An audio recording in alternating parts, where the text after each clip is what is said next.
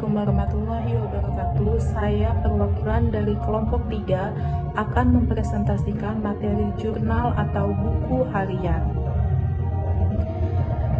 Pengertian jurnal: pencatatan transaksi dapat dilakukan dari bukti transaksi langsung ke buku besar.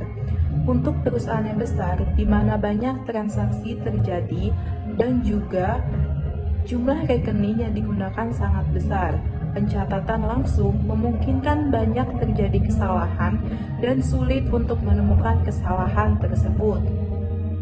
Untuk menghindari atau memperkecil terjadinya kesalahan sebelum dicatat dalam rekening buku besar, setiap transaksi terlebih dahulu dicatat dalam buku secara kronologis sesuai dengan urutan tanggal terjadinya. Yang dicatat antara lain rekening-rekening yang akan terpengaruh oleh transaksi beserta jumlah dan keterangan ringkas tentang transaksi.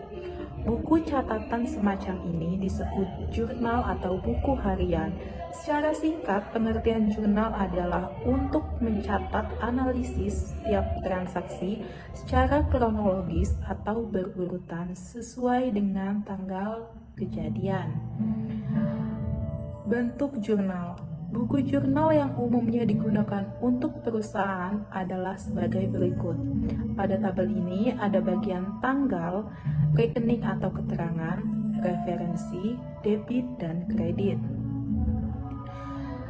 Penjelasannya, kolom tanggal untuk mencatat tanggal, bulan, dan tahun kejadian transaksi.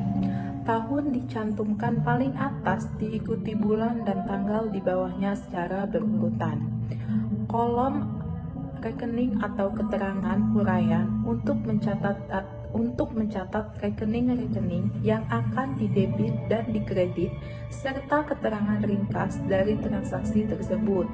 Untuk rekening-rekening yang didebit ditulis terlebih dahulu di atas, sedangkan untuk rekening yang dikredit ditulis kemudian di bawah dan menjorok ke dalam. Kolom referensi untuk mencatat nomor kode rekening yang bersangkutan jika sudah diposting atau dipindahkan ke buku besar.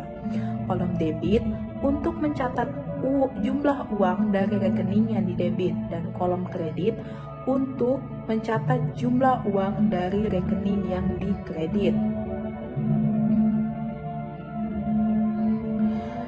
Lalu untuk contoh soal, Rapid Tailor milik Haji Dahlan selama bulan Oktober mempunyai transaksi sebagai berikut.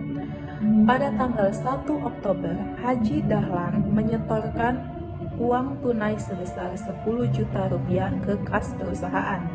Pada tanggal 3 Oktober, membayar sewa kios sebesar 200.000 untuk 1 tahun.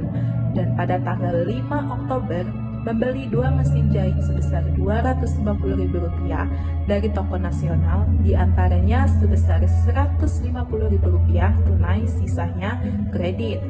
Pada tanggal 8, membeli tunai perlengkapan jahit senilai Rp100.000, dan pada tanggal 10, menerima hasil jahitan sebesar Rp300.000.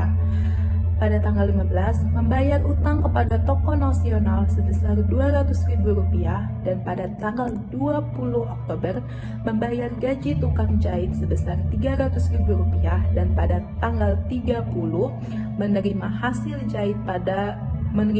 jahit sebesar Rp250.000. Lalu, transaksi-transaksi di atas dicatat dalam jurnal sebagai berikut.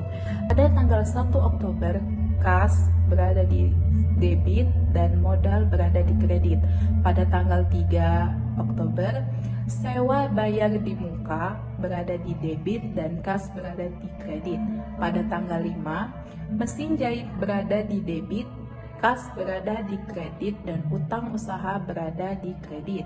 Pada tanggal 8, perlengkapan berada di debit dan kas berada di kredit.